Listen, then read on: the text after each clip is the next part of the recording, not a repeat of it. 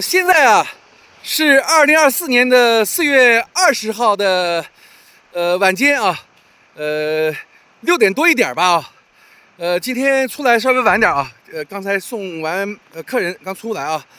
这个今天的咱们乳山银滩的温度呢是最高温度19度，最低温度10度。那个我现在呢又来到了这个卧虎石跟前啊，卧虎石跟前，5天一测的这个辐射这个测试啊，今天继续进行啊。这个今天呢，潮水呢有点退潮吧，所以这个老虎石呢，卧虎呢，裸露在外面了，没有海水没有把它包裹住啊。想想啊，我自3月25号开始测吧，到现在呢已经有多少天了呢？已经有将近1个月了吧，25天了啊。这个从测试情况来看的话啊，这个辐射值呢基本上是保持一致的啊。我现在把这个仪器放在这个有水的地方吧啊，刚退完潮的水的地方啊，看一看啊，看一看啊。其实我已经打开一会儿了啊。现在呢，这个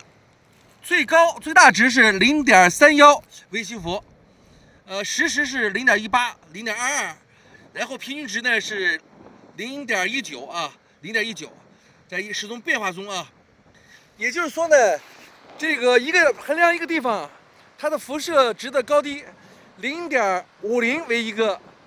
标准线啊，0.50以上就是不安全了，就有危险了。0.50以下呢，都属于是安全值啊。那个最近啊，我也经常刷到啊一些各地的网友朋友啊，他们在威海也好，在大连也好，在荣成也好，他们的检测情况啊，就是说很多的博主呢已经不更新了，或者不再播了啊。什么原因呢？咱们搞不清楚啊。但是迄今为止呢，我呢没有收到任何的官方的对这个方面的一个要求啊。因为我们这个地方呢，就我测了这么20多天吧，25天呢，始终这个测试值呢是最高值在0.32，平均值呢一般都是0.20左右吧啊，始终这个线度上啊。昨天我们去了这个应该胶东半岛的一个福地啊，就是说文登到这个中间一个叫赛字村呢，我测了一下啊，那里的辐射值呢稍微比这边高一点啊，高的也不是太多啊，就是平均值高一点，它平均值是0.25，咱的平均值是0.220啊、22啊之类的吧，最高也有22，所以说非常的安全啊。现在至少是现在来讲是非常安全的啊。我的一些朋友非常关心我的一些朋友呢，给我通过微信也好，通过私信也好呢，给我说了一些事儿啊，就是意思是，建议我不要再测了啊，就是说我特别能理解啊这些朋友对我的关心吧啊，确实这个，因为我毕竟没有这个资质吧，没有这个资质呢，只是测测玩玩吧啊。咱们要想了解这个这个海水啊辐射情况呢，还是到国家权威部门呢来查询呢。我呢这个测试呢5天一次呢，还继续坚持，但是我就不公布了啊。如果大家想要了解情况的话，可以私信我啊。在此呢，我要感谢啊，这个近1个月时间吧，在这个海水辐射啊这个测试方面啊，给予我大力支持的全国各地的网友朋友们啊，有你们的支持啊和鼓励呢，我才坚持走下来了啊。现在呢，我也是听取啊这个好朋友的建议吧，就是不公布了啊，请大家理解吧